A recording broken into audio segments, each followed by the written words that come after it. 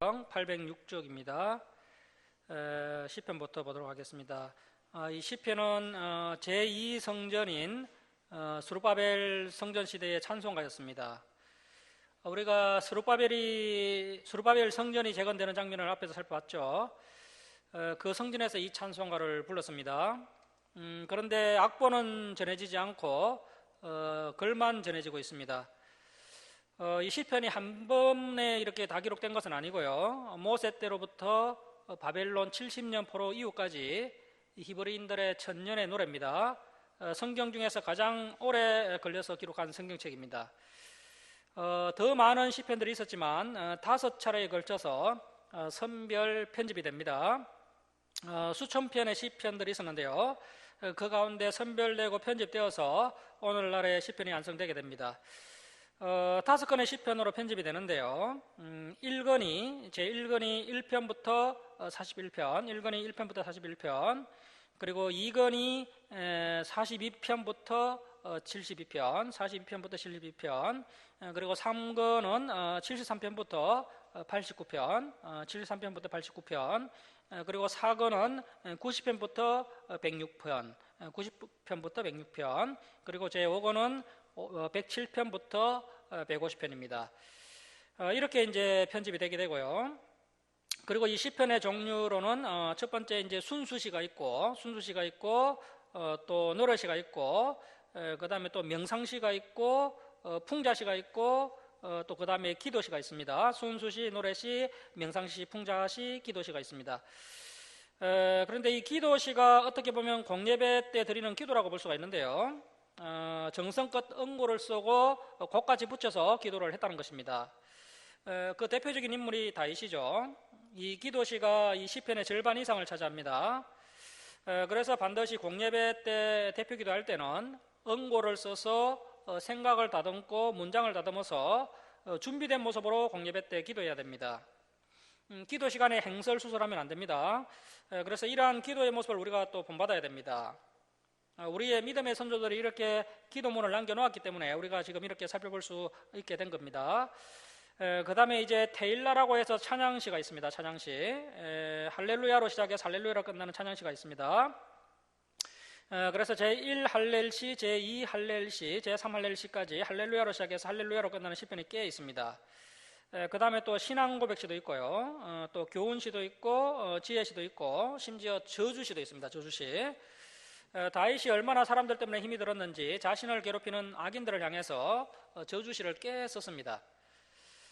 다윗이 지은 시편이 총 73편입니다. 약 절반 정도를 차지하고 있습니다. 이 다윗은 깊은 영감의 소유자죠. 다윗은 작곡도 하고 작사도 하고 연주, 가창, 심지어 악기 제조까지 하는 아주 대단한 재능이 있는 사람이었습니다. 그리고 이제 아삽이 또 12편을 남기고 고라 자손이 또 12편을 남기고요. 솔로몬이 2편, 또 모세, 헤만, 에단, 에스라가 각 한 편의 시편을 남기게 됩니다.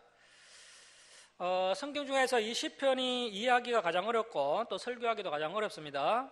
그래서 상당한 실력이 있어야 설교를 할 수 있는 성경책이 이 시편입니다. 그래서 반드시 최소한 구약 전체를 다 알아야 시편을 원만하게 설교할 수가 있습니다. 그렇지 않으면 이제 실수를 할 수 있는 성경책입니다. 그리고 이제 이 시편은 이제 개인 감정이 압축되어 있어서 사실 그 필자에는 시편을 쓴 그 필자에는 내용을 100% 이해할 수가 없습니다. 그래서 이 시편은 또 지나치게 해석을 하면 안 됩니다. 많이 읽고 묵상하고 또 느끼고 감동받으면 되는 것입니다. 그리고 또 이 개역 개정 성경책이요, 이런 욥기라든지 시편이라든지 아니면 또 이 고린도후서 같은 이런 감정이 많이 개입되어 있는 성경책을 번역하는 데 있어서는 좀 약합니다. 그래서 이런 이제 책을 볼 때는요, 새번역 성경이라든지 현대어 성경을 참고하면 많은 도움을 받을 수가 있습니다. 자, 그 다음에 이제 시편 1편을 보시겠습니다. 시편 1편을 보시면 이 시편 1편이 전체의 서신인데요, 이 시편 전체의 또 주제라고 할 수가 있겠습니다. 이 시편 역시도 율법을 벗어나지 않습니다. 1편은 아주 중요한 시편인데요. 자, 시편 1편 1절 말씀 보십시오. 복 있는 사람은 다른 번역서를 보면요, 행복한 사람은 이렇게 되어 있습니다. 그래서 무엇이 행복하냐라는 겁니다. 무엇이 행복이냐라는 겁니다. 행복한 사람은 악인들의 꾀를 따르지 아니하며 죄인들의 길에 서지 아니하며 오만한 자들의 자리에 앉지 아니하고. 자, 그러면 어떤 사람이 행복한 사람입니까? 자, 줄을 칩니다. 오직 여호와의 율법을 즐거워하여 그의 율법을 주야로 묵상하는도다. 오직 여호와의 율법을 즐거워하고 그 율법을 주야로 묵상하는 자야말로 가장 행복한 사람이라고 할 수가 있습니다. 그래서 지금 이 자리야말로 가장 복된 자리입니다. 저와 여러분이 지금 누리고 있는 이 행복이야말로 가장 수준 높은 행복입니다. 이 행복을 행복으로 알아야 됩니다. 자, 여기서 이 묵상이라는 것은 이제 히브리어로 하가라는 말인데요. 이 하가라는 것은 생각, 고찰, 깨달음에서 실천까지를 이야기하는 것입니다. 생각, 고찰, 깨달음, 그리고 실천까지, 이것이 묵상입니다. 그래서 여러분, 하나님 말씀을 우리가 배울 수 있고요, 또 그 말씀대로 살려고 몸부림치고 있다면 우리가 가장 행복한 사람입니다. 이것보다 더 행복한 것이 없습니다. 자, 우리 이제 3절부터 6절까지 함께 읽겠습니다. 시작. 그는 시냇가에 심은 나무가 철을 따라 열매를 맺으며 그 잎사귀가 마르지 아니함 같으니 그가 하는 모든 일이 다 형통하리로다. 악인들은 그렇지 아니하며 오직 바람에 나는 기와 같도다. 그러므로 악인들은 심판을 견디지 못하며 죄인들이 의인들의 모임에 들지 못하리로다. 무릇 의인들의 길은 여호와께서 인정하시나 악인들의 길은 망하리로다. 자, 그래서 의인이 누굽니까? 하나님께서 어떤 사람을 의인으로 인정해 주시는 것입니까? 오직 여호와의 율법을 즐거워하여 그 율법을 주야로 묵상하는 자를 의인으로 인정해 주신다는 겁니다. 여러분, 사실 의인은 없습니다. 의인은 아무도 없는데 여호와의 율법을 즐거워하고 그 율법을 주야로 묵상하는 자를 의인으로 쳐주시겠다는 것입니다. 그런 사람이야말로 가장 행복한 사람입니다. 이것이 바로 시편 전체의 서시입니다. 자, 이제 시편 119편으로 이제 넘어가도록 하겠습니다. 좀 뒤편으로 넘어가서 119편으로 갑니다. 이 119편은 확정할 수는 없지만 에스라가 썼을 것으로 추정을 합니다. 제목이 안 달렸기 때문에 정확하게 알 수는 없지만 에스라가 썼을 것으로 대부분의 신학자들이 추정을 하고 있습니다. 이 시편 119편은 두문식 문법을 사용하고 있습니다.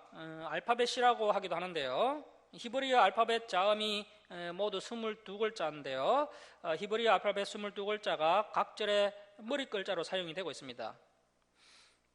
이 119편이 이제 모두 176절인데 22로 나누면 8번이 반복이 된 겁니다. 자, 1절 말씀 보십시오.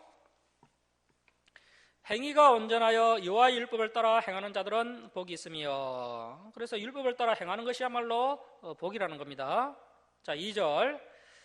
여호와의 증거들을 지키고 전심으로 여호와를 구하는 자는 복이 있도다. 참으로 그들은 불의를 행하지 아니하고 주의 도를 행하는도다. 주께서 명령하사 주의 법도를 잘 지키게 하셨나이다.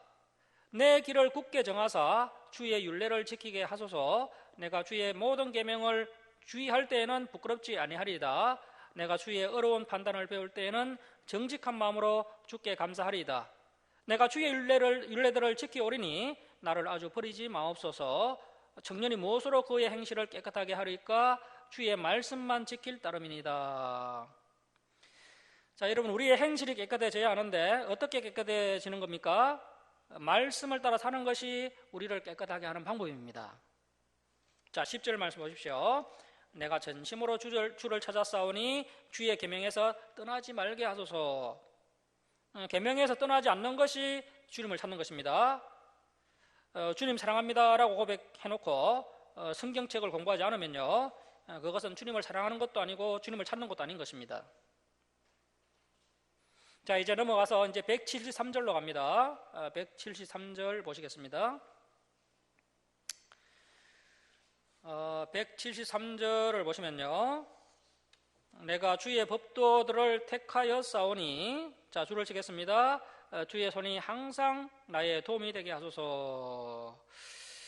우리가 에스라서를 보면 에스라가 항상 고백했던 고백이죠. 주의 손이 항상 나의 도움이 되게 하소서. 자, 174절 보시면 이와여 내가 주의 구원을 사모하여 싸우며 주의 율법을 즐거워하나이다.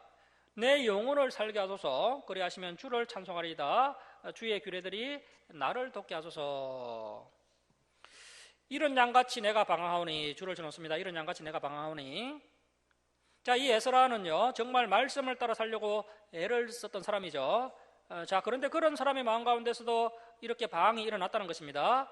내가 방황하오니 주의 종을 찾으소서. 내가 주의 계명들을 잊지 아니함이니이다. 자, 거의 매 구절마다 법도, 율례, 규례, 계명이 나옵니다. 그래서 이 에스라가 얼마나 여호와의 율법을 즐거워하고 또 그 율법을 주야로 묵상했는지를 알 수가 있습니다. 자, 그리고 또 이 에스라도요 완벽한 사람이 아니었다는 겁니다. 이런 양같이 내적으로 방황을 했다는 것입니다. 하지만 말씀을 붙잡고 끝까지 몸부림치고 이겨나갔다는 겁니다. 자, 이렇게 해서 이제 시편은 간단하게 마치고요. 이제 또 잠언서로 가겠습니다. 바로 옆에 있습니다. 시편 옆에 있습니다. 이 잠언은 히브리어로 마샬이라고 하는데요. 이 마샬은 마땅히 번역할 말이 없습니다. 이 마샬이 이제 비교하는 형식으로 쓰여졌는데요. 어리석은 자는 이렇고 지혜로운 자는 이렇다. 그래서 성경은 중간이 없습니다. 어리석은 사람이 있고 지혜로운 사람이 있는 것입니다. 우리가 생각하기에는 중간 사람이 있을 것 같은데요. 성경은 천국 아니면 지옥, 복 아니면 저주, 어리석은 자 아니면 지혜로운 자 이렇게 나누어 버립니다. 어리석은 자는 이렇고 지혜로운 자는 이렇다. 이렇게 이제 짤막짤막하게 비교하는 형식이 마샬입니다. 이 잠언을 굳이 번역을 하자면 솔로몬의 비교 이렇게 할 수가 있고요. 솔로몬의 비교 또는 솔로몬의 지혜 이렇게 또 이름을 붙이면 좋을 것 같습니다. 솔로몬의 지혜가 최정상이었던 시절, 그래서 이제 솔로몬의 중년 시절 때 지은 것이 아닌가 이렇게 볼 수 있고요. 그래서 이 잠언은요 읽으면 읽을수록 우리가 이제 많은 지혜를 얻을 수 있는 성경책입니다. 그리고 이 잠언은 유일하게 성경들 중에서 배경과 상황이 중 연결되는 것이 아니라 딱딱 끊어지는 그런 책입니다. 심지어 한 절 한 절 끊어지는 것도 상당히 많습니다. 이 잠언은 앞의 절과 연결해서 보려고 하면 안 되고요. 어르신들의 지혜로운 말을 한마디씩 했던 것을 이렇게 집대성해 놓은 그런 형식입니다. 자, 이 잠언의 기록 목적이 서두에 나오는데요.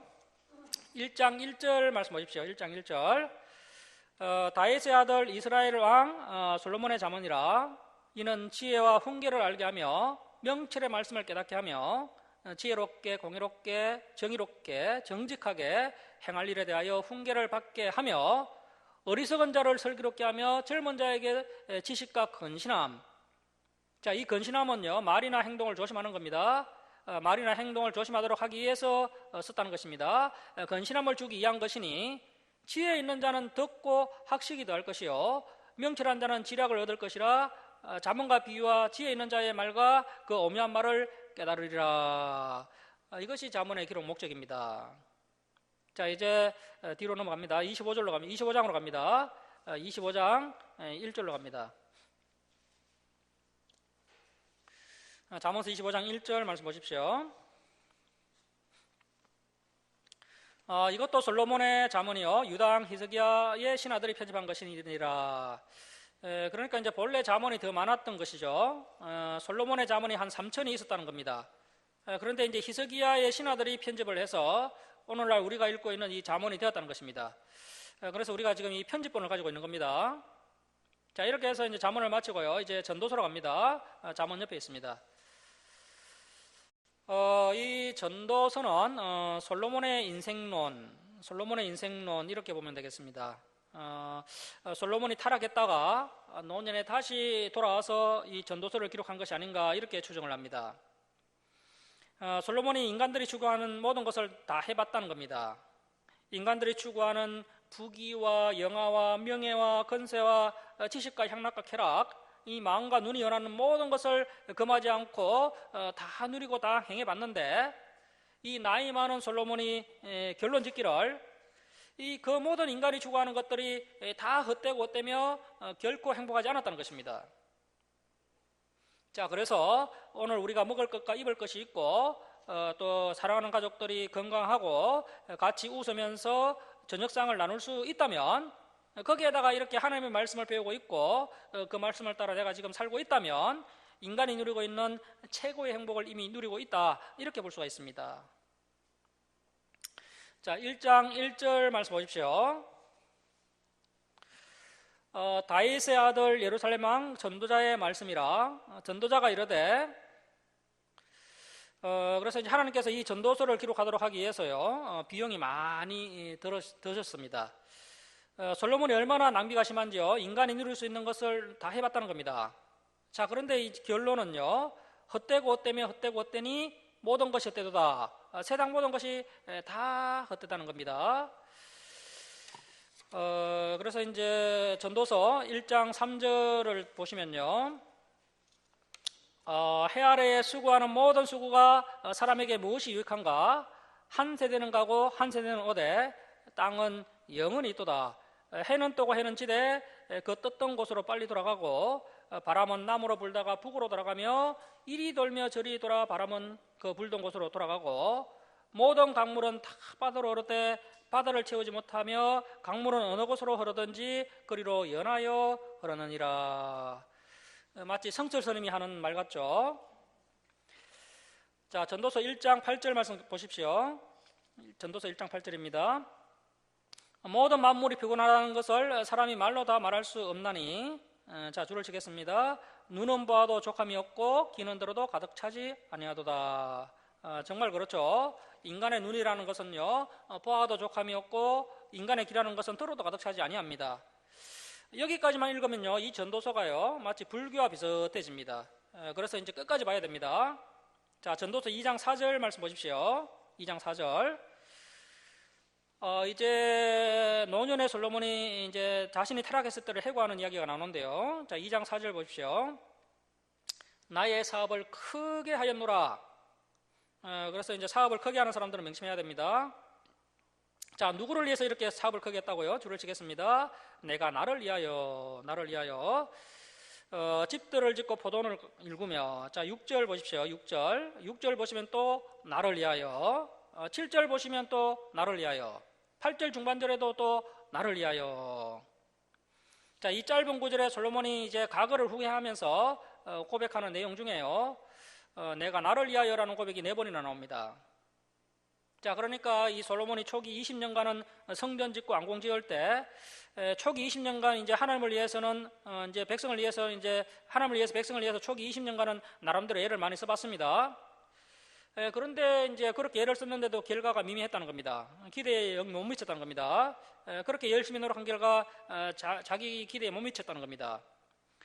자, 그래서 우리도 여러분 마찬가지입니다. 처음에는 우리가 열정을 가지고 열심히 하나님의 일을 해보는데 결과가 미미하면 어떤 고백이 나옵니까?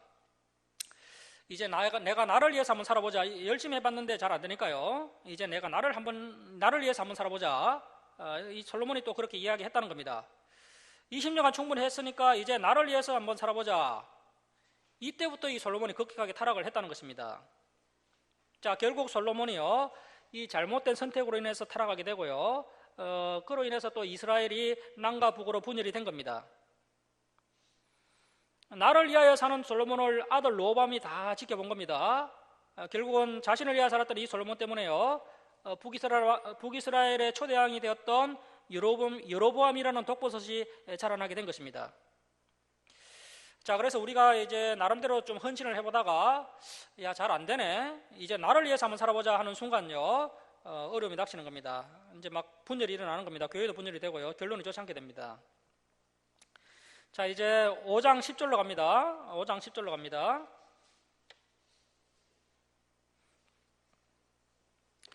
5장 10절 보시면, 언을 사랑하는 자는 언으로 만족하지 못하고 풍요를 사랑하는 자는 소득으로 만족하지 아니하나니 이것도 헛되도다. 재산이 많아지면 먹는 자들도 많아지나니 그 소유주들은 눈으로 보는 것 외에 무엇이 유익하랴? 노동자는 먹는 것이 많든지 적든지 잠을 달게 자거니와 부자는 그 부유함 때문에 자지 못하느니라. 내가 해 아래에서 큰 폐단되는 일이 있는 것을 보았나니 곧 소유주가 재물을 자기에게 해가 되도록 소유하는 것이라. 자, 그래서 이 재물은요, 쌓으면 쌓을수록 해가 됩니다. 반드시 흘려보내야 됩니다. 그래야 썩지 않습니다. 자, 이제 7장 28절로 갑니다. 7장 28절. 청년들이 크게 별표해야 할 말씀인데요. 오늘은 뭐 청년분들이 아무도 안 계신데 청년들이 이것을 빨리 깨달아야 됩니다. 28절. 내 마음이 계속 찾아보았으나 아직도 찾지 못한 것이 이것이라. 이 솔로몬의 노년 때의 고백인데요. 1000사람 가운데서 한 사람을 내가 찾았으나, 자, 그래서 남자들 가운데 완벽한 한 남자를 찾았다는 겁니다. 뭐 솔로몬 본인을 이야기하는 것입니다. 솔로몬이 자기를 보고요, 자신을 보고요, 나는 안전히 소중한 남자다, 나는 안수람이다, 이렇게 표현하고 있는 거죠. 그래서 이제 남자는 찾았다는 겁니다. 자, 그런데 이 모든 사람들 중에서, 자, 줄을 치겠습니다. 여자는 한 사람도 찾지 못하였느니라. 자, 그래서 우리 청년들이 이 말씀을 명심해야 하는데요. 이상형은요, 그 어디에도 없습니다. 드라마에서만 이상형이 있는 겁니다. 우리 주위에 이상형은 없습니다. 이것을 빨리 깨달아야 이제 한 여인의 만족을 하고 또 한 남자에게 만족을 하고 아름다운 인생을 살 수가 있는데, 이것이 안 되면 만족함이 없고 행복함이 없습니다. 자, 이 솔로몬이 부귀, 영화, 건세, 지식, 지혜 다 가지고 있었지만 이 마음에 드는 이상형만은 만나지 못했다는 겁니다. 그래서요, 이 세상에 이상형은 없습니다. 그냥 뭐 7분, 8분 되면 만족을 하고 결혼을 해서 사랑하는 법을 배워야 하는 것이지, 이상형을 찾겠다고 막 40 넘기고 50 넘기면요, 그때부터 이제 인생이 고통스러워지는 겁니다. 그래서 우리 청년들이 빨리 장가를 가고 시집을 가야 됩니다. 요즘 청년들이 이제 결혼을 하고 싶긴 한데요, 욕심이 많은 것 같습니다. 어느 정도 되면 만족을 해야 하는데 욕심이 있어서요, 만족이 안 되는 겁니다. 자꾸 없는 이상형을 찾고 있습니다. 예, 이제 다음에 11장 9절 말씀 보십시오. 11장 9절 한번 보십시오. 청년이여, 내 어린 때를 즐거워하며 내 청년의 날들을 마음에 기뻐하여 마음에 연하는 길들과 내 눈이 보는 대로 행하라. 그러나, 자, 줄을 칩니다. 하나님이 이 모든 일로 말미암아 너를 심판하실 줄 알라. 자, 그래서 우리가요, 임의성이 있고 자유의지가 있기 때문에요, 선악과 그 다음에 그 생명나무 실과를 임의대로 따먹을 수 있는 임의성이 있는 존재로 하나님께서 이제 우리를 처음부터 창조하셨기 때문에요. 우리가요, 이렇게 이제 선택할 수가 있습니다. 우리가 하고 싶은 대로 다 할 수가 있습니다. 그런데 우리가 반드시 명심해야 할 것은요, 우리의 선택에 따라 이 모든 일들로 말미암아 이 심판이 있다는 것을 알고서 우리가 선택을 해야 됩니다. 자, 이제 12장으로 갑니다. 12장 1절 보십시오. 12장 1절. 너는 청년의 때에 너의 창조주를 기억하라. 그래서 젊을 때 창조주를 기억하는 것이 가장 행복한 인생입니다. 다 늙어서 뭐 하나님께 돌아오면 뭐 그래도 뭐 감사하지만 제일 좋은 것은 청년 때, 젊을 때 창조주를 기억해야 됩니다. 청년 때 너의 창조주를 기억하라. 곧 공고한 날이 이르기 전에, 나는 아무 낙이 없다 해들이 가깝기 전에 창조주를 기억하라. 자, 7절 말씀 보시면, 흙은 여전히 땅으로 돌아가고 영은 그것을 주신 하나님께로 돌아가기 전에 하나님을 진지하게 기억을 해라. 전도자가 이르되, 그래서 이제 하나님을 기억하는 것 외에 모든 것은요, 헛되고 헛되도다, 모든 것이 헛되도다. 자, 9절 말씀 보십시오. 12장 9절. 전도자 솔로몬은 지혜자이어서 여전히 백성에게 지식을 가르쳤고 또 깊이 생각하고 연구하여 자문을 많이 지었으며, 전도자는 힘써 아름다운 말들을 구하였나니 진리의 말씀들을 정직하게 기록하였느니라. 지혜자들의 말씀들은 찌르는 채찍들 같고 해중의 스승들의 말씀들, 자, 줄을 칩니다. 해중의 스승들의 말씀들, 이것이 전도서라는 뜻입니다. 해중의 스승들의 말씀, 이것이 전도서입니다. 띠브레 코엘렛, 해중의 스승들의 말씀. 해중의 스승들의 말씀은 잘 박힌 목 같으니 다 한 목자가 주신 바이니라. 내 아들아, 또 이것들로부터 경계를 받으라. 많은 책들을 짓는 것은 끝이 없고 많이 공부하는 것은 몸을 피곤하게 하느니라. 자, 이 13절 14절 박수 치시고 전도서의 결론이라고 적습니다. 13절 14절 박수 치시고 전도서의 결론이라고 적습니다. 일의 결국을 다 들었으니 하나님을 경외하고 그의 명령을 지킬지어다. 이것이 모든 사람의 본분이니라. 하나님을 경외하고 그 명령을 지키는 것이 모든 사람의 당연한 의무라는 겁니다. 자, 14절. 하나님은, 자, 줄을 칩니다. 모든 행위와 모든 은밀한 일을 선악간에 심판하시리라. 자, 여러분, 우리는 천국이냐 지옥이냐 하는 심판만 가르치는데요. 그러나 성경에 보면 이 행위의 심판이 있다는 겁니다. 반드시 행위의 심판이 있습니다. 반드시 우리의 행위를 심판하신다는 것이죠. 그래서 우리가 잘 선택해서 행동해야 됩니다. 자, 이제 아가서로 갑니다. 아가서로 가겠습니다. 아가서는요, 히브리어로 시르 하시림인데요. 시르 하시림, 노래 중에 노래라는 뜻입니다. 노래 중에 노래. 그래서 가장 아름다운 노래입니다. 노래 중에 노래, 가장 아름다운 노래입니다. 장르는 오페라고요. 솔로몬의 105편의 노래 중에서 아가스만 성경에 들어오게 됩니다. 성경책에 들어오게 됩니다. 그리고 이 책에는요, 하나님 여호와라는 말씀이 없습니다. 하나님 여호와라는 말이 없는 성경책이 아가서가 있고 에스더서에도 하나님 여호와라는 말씀이 나오지 않습니다. 정경 채택이 되는 과정에서 상당히 논란이 있었던 책입니다. 그러나 이제 그리스도께서 교회된 신부를 사랑하시기를 이와 같이 사랑하신다라고 해서 정경으로 채택된 성경책이 아가서가 되겠습니다. 물론 그와 같은 의미도 아가서에 있지만 한편으로는 남녀 간의 사랑을 노래한 책이 아니냐 이렇게 볼 수가 있습니다. 우리가 인생을 살아가면서 이 사랑을 빼면 인생은 피곤한 노동에 불과한 것입니다. 사랑하지 않거나 사랑하지 못하면 인생은 아무것도 아닌 것입니다. 그래서 인생은 사랑이다 이렇게 볼 수가 있죠. 남녀간의 순진무구한 사랑을 표현한 책이 아니냐 이렇게 이제 볼 수 있는 성경책인데요. 이 아가서의 줄거리는 어느 날 솔로몬이 무료함을 달래기 위해서 사냥을 나갑니다. 하지만 아무것도 잡지 못하고 빈손으로 돌아오게 되죠.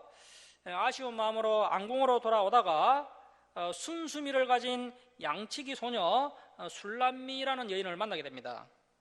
첫눈에 반해서 왕궁에 데려오지만 이 여인의 사랑을 솔로몬이 얻지 못하게 됩니다. 이 여인에게는 약혼한 목동이 있었던 것입니다. 끝내 여인이 솔로몬에게 마음을 열지 않습니다. 할 수 없이 솔로몬이 술람미 여인을 그냥 돌려보냅니다. 그래서 이루지 못한 사랑을 노래하고 있습니다. 그런데 이제 성경을 좀 더 면밀히 살펴보면요, 이 솔로몬이 술람미 여인을 정말 만난 것이라기보다는 솔로몬 자신의 그 이상적인 여성상을 표현한 것이 아닌가 이렇게 또 추론해 볼 수가 있습니다.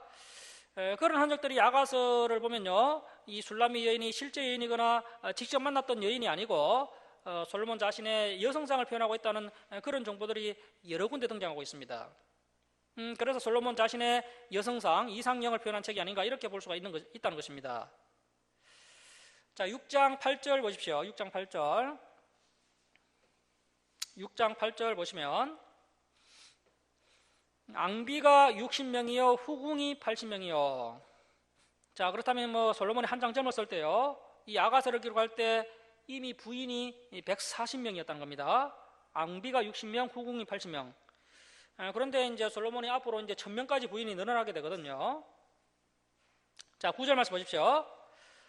내 비둘기, 내 안전한 자는 하나뿐이로구나. 이렇게 표현이 되어 있지만요, 앞에 우리가 그 전도서 7장 28절 보셨지 않습니까? 노년의 솔로몬이 안전한 이상형을 만나지 못했다고 고백하는 것을 보았습니다. 그래서 아마 이 술람미 여인을 솔로몬이 만났다기보다는 솔로몬의 자신의 이상형을 표현한 것이 아닌가 이렇게 볼 수가 있고요. 그리고 이 술람미라는 그 이름의 뜻이요, 솔로몬의 여자 그런 뜻입니다. 솔로몬의 여자. 그래서 술람미라는 여인이 이제 가상의 여인일 수 있다는 것입니다. 이러한 성경책이 이제 아가서가 되겠고요. 이렇게 해서 아가서 마치고 아가서 맨 끝에다가 느헤미야 13장이라고 적어 놓습니다. 느헤미야서 13장. 자, 이제 느헤미야 13장으로 가겠습니다. 구약 성경 747쪽입니다. 이 느헤미야 13장이 이제 말라기서의 배경인데요. 자, 13장 3절 말씀 보십시오. 13장 3절 말씀 보십시오. 백성이 율법을 듣고 이 율법은 아마 이제 신명기로 보입니다. 왜냐하면 그 13장 1절 2절이 신명기 23장 3절 5절하고 비슷합니다. 그래서 이제 신명기로 보이는데요. 그 신명기의 말씀을 듣고 곧 섞인 무리를 이스라엘 가운데에서 모두 분리하였느니라. 그래서 이제 이방인들을 다 분리한 겁니다. 특별히 이제 암몬족 수도를 분리하는데요. 그 이스라엘 그 기한 공동체를 계속해서 힘들게 했던 사람들 중에서 암몬 사람 도비아가 있었죠. 그래서 이 암몬 사람들, 그 이방인들을 하나님의 말씀대로 이제 다 내쫓아 버립니다. 뭐 잘한 일이죠. 그 다음에 이제 4절부터는요 다른 단락입니다. 4절부터는 다른 단락이고요. 이 3절과 4절 사이에 무려 12년의 간격이 있습니다. 3절과 4절 사이에 12년의 간격이 있는데요. 3절은 BC 444년 7월입니다. 3절은 BC 444년 7월 말이고요. 이제 4절부터가 BC 432년입니다. BC 432년. 그래서 약 12년의 간격이 있는데요. 그래서 이제 4절 이하를 보면요. 느헤미야가 그 12년 총독 생활을 마치고 아닥사스다 왕에게 올라갔다가 다시 내려온 이야기가 나옵니다. 자, 그런데 이 이야기를 살펴보면 그 12년 사이에 그 귀한 공동체 가운데 어떤 큰 사건이 하나 있었던 것 같습니다. 자, 4절 말씀 보십시오. 이전에 우리 하나님의 전의 방을 맡은 제사장 엘리야십이 도비야와 연락이 있었으므로, 그래서 이제 제사장 엘리야십이요 도비야와 사돈지간을 맺고 있었던 겁니다. 자, 5절 보시면 도비야를 위하여 큰 방을 만들었으니 그 방은 원래 이제 레위 사람들을 위해서 11조를 두는 방이었다는 것이죠. 앞에서 느헤미야가 성벽을 재건할 때 협박하고 중상모략했던 인물이 이 도비야였는데요. 그런데 이 도비야가 대제사장과 사돈을 맺고는 그 하나님의 성전 스룹바벨 성전 안에 사무실을 떡하니 차려놓고 있었던 것입니다. 자, 6절 말씀 보십시오. 그때에는 내가 예루살렘에 있지 아니하였느니라. 그러니까 이제 시간이 상당히 많이 흘렀고요. 이제 12년 기한이 다 차고 나서 그 황제와 약속했던 그 기한이 끝이 나면서 이제 페르시아 황제를 다시 만나려고 느헤미야가 저 페르시아로 올라간 겁니다. 그때가 이제 아닥사스다 제 32년이었다. 이때가 이제 BC 432년이 되는 겁니다. 자, 계속 보시면 바벨론 왕 아닥사스다 32년에 내가 앙에게 나갔다가 며칠 후에 앙에게 말미를 청하고. 자, 그래서 느헤미야 2장에서요 느헤미야가 이제 페르시아 황제에게 12년 기한을 청탁받은 것이죠. 그래서 이제 예루살렘으로 왔다가 만 12년이 다 차자 느헤미야가 정확히 페르시아 아닥사스다 왕에게 다시 올라간 것입니다. 오랜만에 느헤미야가 이제 올라가니까요 이 황제가 얼마나 반가웠겠습니까? 그래서 이 황제가요, 여봐라, 주한상 좀 내와라. 드디어 내 친구 느헤미야가 돌아왔다.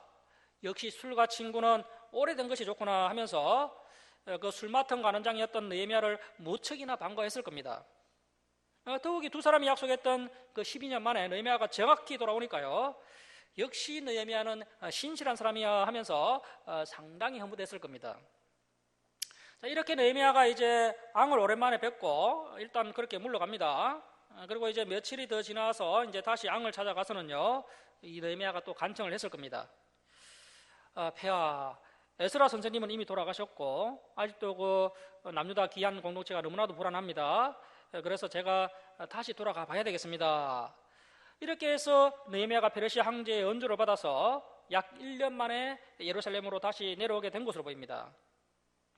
이때 이제 대다수의 그 예루살렘 백성들은요 느헤미야가 12년 동안 너무 많은 고생을 했기 때문에 다시 돌아오지 않을 것으로 생각을 했습니다. 그리고 느헤미야가 페르시아로 돌아가니까요 뭐 섭섭하면서도 한편으로는 또 시원한 겁니다. 이 느헤미야가 워낙 참 까다롭고 확실한 분이기 때문이죠. 아무튼 이렇게 느헤미야가 이제 저 바벨론까지 페르시아까지 올라가는데 한 4개월, 내려오는데 또 4개월 정도 걸렸고요. 그리고 왕을 만나서 뭐 이것저것 또 준비한 기간을 합쳐서 약 1년 만에 다시 예루살렘으로 돌아왔더니요 이 도비야가 그 사이에 대제사장과 사돈을 맺고는요 하나님의 성전 안에다가 개인 사무실을 차려놓고 있었던 것입니다. 그 이야기를 지금 이렇게 하고 있는 것입니다. 이런 부연 설명을 우리 목회자들이 잘 주어야 성도님들이 이 느헤미야서를 이해할 수가 있습니다. 자, 이제 7절 말씀 보십시오. 예루살렘에 이르러서야 엘리야십이 도비야를 위하여 하나님의 전뜰에 방을 만든 악한 일을 안지라. 내가 심히 근심하여 도비야의 세간을 그 방 밖으로 다 내어 던지고 명령하여 그 방을 정결하게 하고 하나님의 전의 그릇과 소재물과 유황을 다시 그리로 들여놓았느니라. 내가 또 알아본 적 내 사람들이 받을 몫을 주지 않았으므로 이 백성들이 11조를 하지 않으니까요, 그 직무를 행하는 내 사람들과 노래하는 자들이 먹고 살기 위해서 각각 자기 밭으로 도망하였기로 내가 모든 민장들을 꾸짖어 이르기를 하나님의 전이 어찌하여 버림받아 되었느냐. 자, 앞에서 그 시내산 언약 앞에서 제서약하는 장면 함께 살펴봤지 않습니까? 그때 하나님의 전을 버려두지 않겠다라고 이렇게 서약을 했는데 다시 하나님의 전을 다 버려버렸다는 것입니다. 자, 12절 말씀 보십시오. 이에 온 유다가 곡식과 새 포도주와 기름의 11조를 다시 가져다가 곳간에 들이므로. 자, 이렇게 느헤미야가 호통을 치니까 다시 이제 제자리에 돌아오게 됩니다. 그래서 이 사람들이 아직도 사람을 의존하는 어린아이의 신앙 상태입니다. 앞에서 그 제1의 에스라 성경 강좌를 했지만 말씀을 통해서 큰 은혜를 받고 회개하고 큰 도전을 받았지만 여전히 이 사람들의 믿음은 어린아이의 상태라는 겁니다. 그래서 뭐 우리가 성경 강좌 몇 번 참여하고 뭐 은혜를 몇 번 받았다고 해서 곧바로 성숙한 신앙인이 되는 것이 절대 아닙니다. 이제 시작입니다. 비록 제1의 에스라 성경 강좌를 통해서 은혜를 경험했지만 이 백성들은 느헤미야에게 의존된 그야말로 젖이 떨어지지 않은 어린아이 신앙이었던 겁니다. 그래서 뭐 성경 강좌 몇 번 참석했다고 갑자기 신앙이 깊어지거나 성품이 성숙하거나 또 삶이 놀랍게 성화되거나 그렇지 않다는 것입니다. 그래서 이제 두 가지가 중요한데요. 첫 번째는 지속적으로 반복적으로 이 성경을 듣고 배워야 한다는 것입니다. 한 번으로는 안 됩니다. 지속적으로 반복적으로 이 성경을 듣고 배워야 됩니다. 최고의 훈련은 반복 훈련입니다. 그래서 그 해병대나 공수부대 같은 그런 군인들의 군사훈련 방법은 간단합니다. 반복 훈련입니다. 계속해서 반복합니다. 그것만큼 최고의 방법이 없는 것입니다. 그래서 때로는 그 숲을 이제 나무를 또 때로는 나무를 보는 방식으로 지속적으로 성경을 듣고 배워야 됩니다. 지금 우리가 하는 이 에스라 성경 강좌가 숲을 보는 것이죠. 숲을 큰 것을 보는 것이고요, 줄기를 보는 것이고요. 또 주일에 이제 하는 그 대화 설교가 이제 하나씩 이제 성경을 다 살펴보기 때문에 나무를 보는 방식이죠. 이렇게 해서 이제 숲을 또 나무를 보는 방식으로 지속적으로 성경을 듣고 배워야 됩니다. 그리고 이제 두 번째는 반드시 이 말씀을 짙게 행하려고 애를 써야 됩니다. 짙게 행하는 것만큼 진리가 보입니다. 짙게 행하는 것만큼 한 걸음 한 걸음 나가게 되는 것입니다. 그래서 우리가 이론에만 머물러 있으면 안 되고요. 반드시 이제 성품이 되고 삶이 되는 성숙과 성화의 과정들이 계속해서 있을 때 놀라운 역사와 변화가 일어나게 된다는 것입니다. 이러한 것을 우리가 이제 앞으로 5년, 10년, 아니 우리의 남은 일평생을 지속적으로 우리가 이렇게 반복해서 해 나가야 됩니다. 그런데 이제 아쉽게도요, 에스라 선생님이 나이가 너무 많으셔서 제1회 에스라 성경 강좌만 하고 돌아가시게 되고요, 이 거룩한 집회가 그만 중단되게 됩니다. 그로 인해서 이제 이 귀한 공동체는 다시 순식간에 변질이 되고 타락하게 됩니다.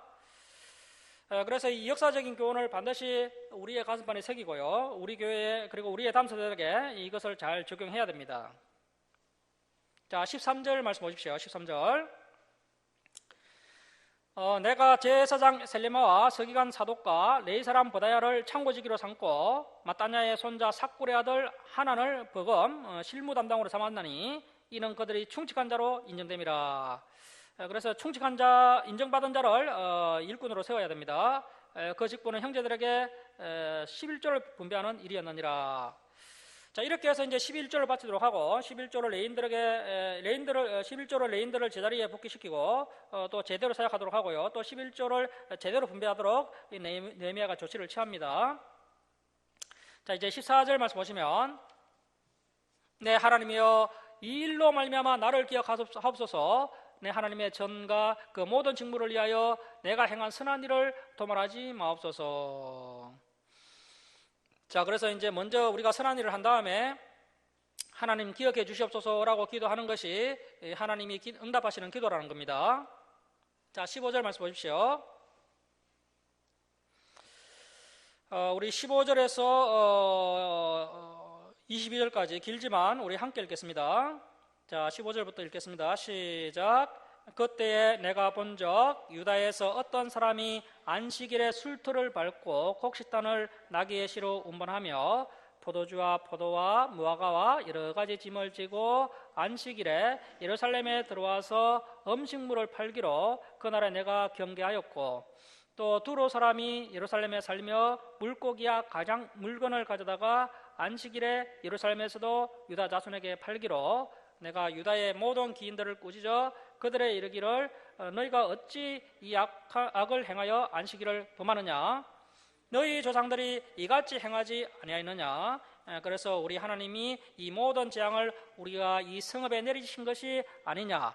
그럼에도 불구하고 너희가 안식일을 범하여 진노가 이스라엘에게 더욱 심하게 임하도록 하는도다 하고, 안식일 전 예루살렘 성문이 어두워갈 때에 내가 성문을 닫고 안식일이 지나기 전에는 열지 말라 하고, 나를 따르는 종자 몇철 성문마다 세워 안식일에는 아무 짐도 들어오지 못하게 하였으므로 장사꾼들과 각양 물건 파는 자들이 한두 번 예루살렘 성 밖에서 자므로 내가 그들에게 경계하여 이르기를 너희가 어찌하여 성 밑에서 자느냐? 다시 이같이 하면 내가 잡으리라 하였더니 그부터는 안식일에 그들이 다시 오지 아니하였느니라. 내가 또 레위 사람들에게 몸을 정결하게 하고 아서 성문을 지켜서 안식일을 거룩하게 하라 하였느니라. 내 하나님이여 나를 위하여 이 일도 기억하소서 하고 주의 크신 은혜대로 나를 아끼시옵소서. 그래서 이제 항상 선한 일을 한 다음에 하나님 종을 기억해 주시옵소서 하면서 기도한 사람이 이 느헤미야였습니다.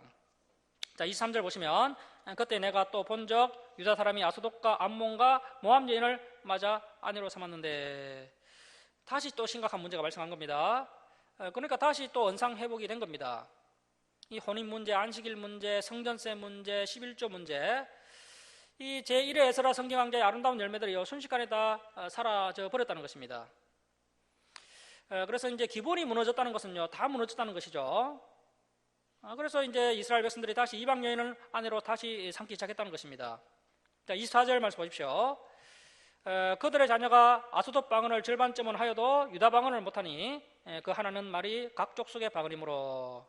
이 엄마의 영향력이 대단하죠. 다 이방 여인 엄마의 영향으로 자녀들이 다 이방이나 되어가고 있습니다. 자, 25절 말씀. 내가 그들을 책망하고 저주하며 그들 중 몇 사람을 때리고 그들의 머리털을 뽑고, 느헤미야가 역사 성경을 아니까 이렇게 하는 겁니다. 성경을 모르면요 무조건 하나님께서 다 용서해 주실 것이다 이렇게 할 수가 있지만요, 하나님이 어떤 분이시고 또 역사 성경을 알고 있으면요 이러한 죄를 그냥 둘 수가 없는 겁니다. 머리털을 뽑고 이르되 너희는 너희 딸들을 그들의 아들들에게 주지 말고 너희 아들들이나 너희를 위하여 그들의 딸을 데려오지 아니하겠다고 하나님을 가리켜 맹세하라 하고, 또 이르기를 옛적에 이스라엘 왕 솔로몬이 일로 범죄하지 아니하였느냐? 그는 많은 나라 중에 비길 왕이 없어 하나님의 사랑을 입은 자라. 하나님이 그를 왕으로 삼아 온 이스라엘을 다스리게 하셨으나 이방 여인이 그를 범죄하게 하였나니, 너희가 이방 여인을 아내로 맞아 이 모든 큰 악을 행하여 우리 하나님께 또다시 범죄하는 것을 우리가 어찌 용납하겠느냐? 대제사장 엘리야십의 손자 요야다의 아들 하나가 호론 사람 산발랏의 사이가 되었으므로. 자, 그러니까 대제사장의 손자 요야다의 아들 차기 대제사장이 될 사람이요 산발랏의 사이가 되었다는 겁니다. 자, 앞에서 이 산발랏이 성벽공사를 방해했던 인물입니다. 대제사장이 이렇게 악한 이방인과 한편이 되었다는 겁니다. 산발랏의 사이가 되었으므로 내가 쫓아내어 나를 떠나게 하였느니라. 내 하나님이여 그들이 제사장의 직분을 더럽히고 제사장의 직분과 레위 사람에 대한 언약을 어겼사오니 그들을 기억하옵소서.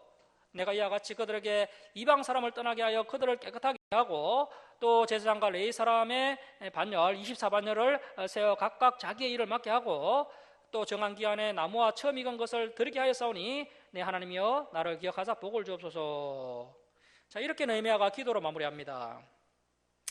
내 하나님이여 나를 기억하사 복을 주옵소서. 이것이 바로 기도자의 자세라는 겁니다. 진리를 가지고 정말 명확하고 확실하게 행한 다음에 이러한 기도를 드릴 때 하나님께서 정말 이러한 의인의 기도를 묵도가 마치기 전에 하나님께서 응답해 주시는 것입니다. 자, 여러분, 이러한 분위기 가운데 느헤미야마저 이제 세상을 떠나면 어떻게 될까요? 결국 느헤미야마저 이제 세상을 떠나자요, 이스라엘은 또다시 급속도로 부패하고 타락을 해버립니다. 이제 그 느헤미야 끝에다가요, 말라기라고 적으시고요, 말라기라고 적으시고, 이제 구약성경 마지막 성경책 말라기서를 보도록 하겠습니다. 구약성경 1328쪽입니다. 말라기를 보도록 하겠습니다. 이 말라기는 히브리어 말라커, 나의 사자라는 뜻입니다. 말라커, 나의 사자. 말라기가 사람 이름인지 아니면 직함 이름인지 알 수가 없습니다. 때는 이제 BC 400년경입니다. 우리가 방금 봤던 그 느헤미야 때로부터요, 한 40년 지난 시점입니다. 자, 이제 구약의 마지막 성경책 말라기서를 보도록 하겠습니다. 자, 이쯤 되니까 이제 하나님께서도 지쳐버리신 겁니다. 모세 때로부터 말라기까지 1000년간 그 강원도 땅만한 그 이스라엘에 수많은 선지자를 보내셔서 뭐 말로 타일러도 보셨고요. 또 계속해서 이제 그래도 계속해서 말을 듣지 않으니까 이 강대국을 들어서 때려도 보시고, 또 칼과 기근과 연병으로 죽여도 보시고, 그나마 또 괜찮은 사람들은 바벨론의 포로로 보내셔서 70년간 재교육을 시켜 보시고, 또 이렇게 돌아와서 제1회 에스라 성경까지 강좌까지 했는데, 결론은 에스라 느헤미야가 죽고 나자요, 이스라엘 백성들이 다시 또 급속도로 타락을 해버린 것입니다. 그러니까 이제 하나님께서 앞이 캄캄하고 이제 뭐 더 이상 어떻게 해볼 길이 없고 아무 방법도 보이지 않는 겁니다. 자, 이러한 상황 가운데 가장 간단한 방법은 하나님께서 이 온 이스라엘을 완전히 다 진멸하고 멸절하면 속이 후련하시겠지만 또 하나님께서 미련이 남으시는 겁니다. 하나님에 대해서 또 그렇게는 못하시는 것이죠. 그렇다고 또 자존심이 상하고 이스라엘 백성들의 죄가 너무나도 더러워서 함께는 더 못하겠는 겁니다. 자, 이렇게 하나님께서 어찌할 바를 몰라 하시면서 마지막으로 이스라엘 백성들을 만나시는 겁니다. 이제 마지막으로 만나서 정말 이제 냉각기를 한번 가지든지 또 별거를 하든지 이혼을 하든지 사생 결단을 내야겠다, 그런 폭발 직전의 심각한 분위기가 이 말라기서의 분위기라는 겁니다. 자, 이러한 험악한 분위기 가운데 하나님도 신부 이스라엘도 아무도 먼저 말을 꺼내지 못합니다. 한동안 침묵이 흐르다가 하나님께서 먼저 입을 여십니다. 자, 1장 1절 말씀 보십시오. 여호와께서 말라기를 통하여 이스라엘에게 말씀하신 경고라. 2절입니다. 여호와께서 이르시되 내가 너희를 사랑하였노라. 자, 모세 때로부터 말라기까지 1000년간 내가 너희를 사랑하였노라 하나 너희는 이르기를, 자, 줄치고 발표합니다. 주께서 어떻게 우리를 사랑하셨나이까? 이스라엘 백성들이 이런지하에 하나님의 고백을 묵살해버립니다. 이 말을 듣는 순간 하나님께서 멍해지시는 겁니다. 그리고 하나님께서 충격을 받으셔서 400년 동안 말을 못하시게 됩니다. 제가 이제 말라기서 보충자로 프린트물 나누어 드렸는데요, 뒤에 오신 분들 나누어 드렸나요? 이 말라기서 보충자료를 보시면요,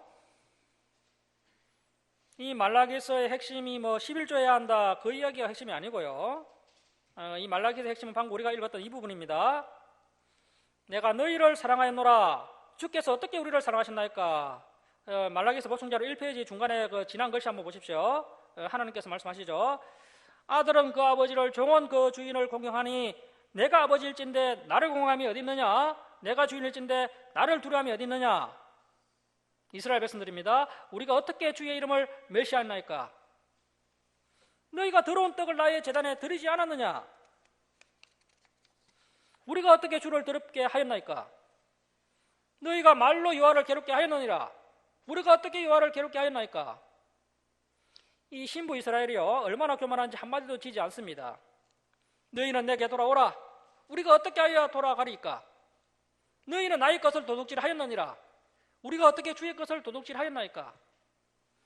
너희가 안악한 말로 나를 대적하였느니라. 우리가 무슨 말로 주를 대적하였나이까? 우리는 이 말라기에 기록된 이 항송한 대화를 바르게 볼 수 있어야 하나님의 마음을 읽을 수 있습니다. 이것이 말라기서의 전체적인 분위기입니다. 이것이 핵심입니다. 자, 이 말라기서 보충 자료는 집에 가셔서 꼭 읽어보시기 바랍니다. 자, 말라기서 4장 4절 말씀 보시겠습니다. 4장 4절입니다. 너희는 내가 호렙에서 온 이스라엘을 위하여 내 종 모세에게 명령한 법, 신의 산원장 내 얘기죠. 곧 윤리와 법도를 기억하라. 보라, 여호와의 크고 두려운 심판의 날이 이르기 전에 내가 선지자 엘리야를 너희에게 보내리니. 이 엘리야가 세례 요한을 이야기하는 거죠. 그래서 세례 요한과 엘리야의 그 모습이 상당히 비슷합니다. 자, 6절. 그가 아버지의 마음을 자녀에게로 돌이키게 하고 자녀들의 마음을 그들의 아버지에게로 돌이키게 하리라. 돌이키지 아니하면 들을건대. 자, 줄을 칩니다. 내가 와서 저주로 그 땅을 칠까 하노라 하면서 이 구약의 문이 캉 하고 닫히게 됩니다. 그래서 이제 구약의 일부가요, 출애굽의 기쁨, 감격으로 시작이 되었지만 예레미야의 애가의 큰 슬픔으로 마무리가 되었었죠. 이 구약 2부 역시도 이 바벨론 포로에서 꿈꾸는 것 같이 입에는 찬양과 웃음이 가득하여 포로 귀환을 하였지만 느헤미야 시점부터 30년밖에 지나지 않았지만 이렇게 급속도로 타락해버리고 하나님의 마지막 대면식에조차 주께서 어떻게 우리를 사랑하셨나이까 해버리니까요, 결국 하나님께서 이스라엘을 다시 떠나버리시게 되고, 이때로부터 이제 하나님과 사람 간의 관계가 완전히 단절된 채 이 세례 요한이 등장하기까지 무려 400년 동안 하나님의 무거운 침묵이 흐르게 됩니다. 이 시기가 바로 신구약 암흑기입니다. 신구약 암흑기. 400년간 신구약 중간사, 신구약 암흑기, 그 400년간 주께서 어떻게 우리를 사랑하셨나이까, 이 말이 하나님의 귀에 쟁쟁한 겁니다. 자, 결국 하나님께서 내가 그 사랑을 확정하기 위해서 죽어야 하겠구나, 이 말하기에서 이 교만한 유대인들이 이야기했던 그 이야기에 응답하시기 위해서 그들이 이해하지 못했던 그 하나님의 사랑을 보여주시고 그 사랑을 확정하기 위해서 이 하나님이신 예수님께서 십자가에서 돌아가시게 된 것입니다. 그래서 반드시 구약 성경을 통해서 이 메시아를 만나야 메시아가 바르게 이해가 되는 것이지, 그냥 바로 복음서 펴놓으면 예수님을 이해하기가 어렵습니다. 자, 이제 신구약 중간사를 살펴볼 텐데요. 신구약 중간사는 아주 간단하게 살펴보겠습니다. 이제 좀 더 구체적이고 전문적인 내용이 필요하신 분들은요, 유튜브에 노호 목사님의 신구약 중간사 한번 들어보시기 바랍니다. 유튜브에 노호 목사님의 신구약 중간사 한번 검색해 보시면요, 동영상 강의가 있으니까요, 꼭 한번 들어보십시오. 자, 이렇게 해서 이제 말라기 때 하나님께서 이스라엘을 떠나시게 되는데요, 그렇게 해서 이제 신구약 중간사 400년의 시대를 맞이하게 됩니다. 이 신구약 중간사 400년 동안 그야말로 이스라엘이 비참한 세월을 보내게 됩니다. 하나님께서 이스라엘을 떠나시면서 400년 동안 이스라엘을 방치해 놓으신 결과로 이렇게 이제 이스라엘이 비참한 상황에 처해지게 된 것입니다. 그 이제 헬라 제국의 알렉산더 대왕이요, 페르시아를 멸망시키고 계속 전복 전쟁을 하다가 이제 젊은 나이에 이제 알렉산더 대왕이 죽게 되죠. 그러면서 이제 헬라 제국이 이제 네 개의 나라로 나누어지게 되는데요. 그래서 이제 PPT 한번 띄워보실까요? 그래서 이제 네 개의 나라로 나눠지면서 이제 또 톨레미와 셀류쿠스 간의 전쟁이 계속해서 일어나게 됩니다. 그래서 이제 첫 번째는 톨레미와 셀류쿠스, 이제 남방왕 북방왕이라고 이야기하는데요. 남방왕과 북방왕 사이에 150년간 전쟁이 일어나게 됩니다. 그리고 이제 두 번째 사건은요, 셀류쿠스의 마지막 왕 안티오쿠스 4세 에피파네스의 아주 잔인한 만행이 있게 됩니다. 그래서 이 신구약 400년 기간 동안 가장 큰 사건이 두 가지인데요, 이 150년 전쟁과 그 셀류쿠스 왕조의 마지막 왕 안티오쿠스 4세 에피파네스의 잔인한 만행입니다. 물론 뭐 이 두 사건은 같은 사건으로 볼 수도 있겠죠.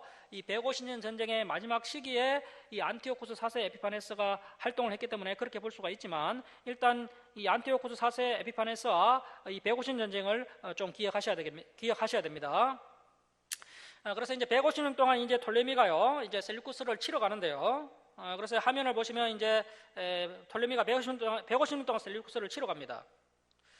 그러면서 이제 중간에 누가 있습니까? 이스라엘이 있죠. 중간에 있는 이스라엘을 강탈하고 약탈하고 수탈하고 급탈하면서 그야말로 이 두 강대국 사이에 이 작은 나라 이스라엘이 아주 비참한 세월을 보내게 됩니다. 이 셀루쿠스를 치고 후퇴하면서 또 강탈하고요, 약탈하고, 수탈하고, 후탈하고, 또 반대로 이제 이 셀루쿠스가요, 우리의 원수를 갚겠다고 하면서 톨레미를 치러 올라가는 겁니다. 치러 가면서 또 만행을 일삼고, 또 치고 나서 돌아가면서 셀루쿠스 역시 이스라엘에게 만행을 저지르게 됩니다. 자, 그래서 이 강대국 사이에 무려 150년 동안 BC 315년부터 BC 165년까지 150년 전쟁을 경험하게 됩니다. 그 말라기서에서 내가 너희를 사랑하노라, 그때 이스라엘이 주께서 어떻게 우리를 사랑하셨나이까, 그때 하나님께서 너무 충격을 받으셔서 그래, 그러면 나는 떠날 테니 너희 마음대로 한번 해봐라, 이렇게 이스라엘을 고아같이 내버려 두신 결과가 이 150년 전쟁입니다.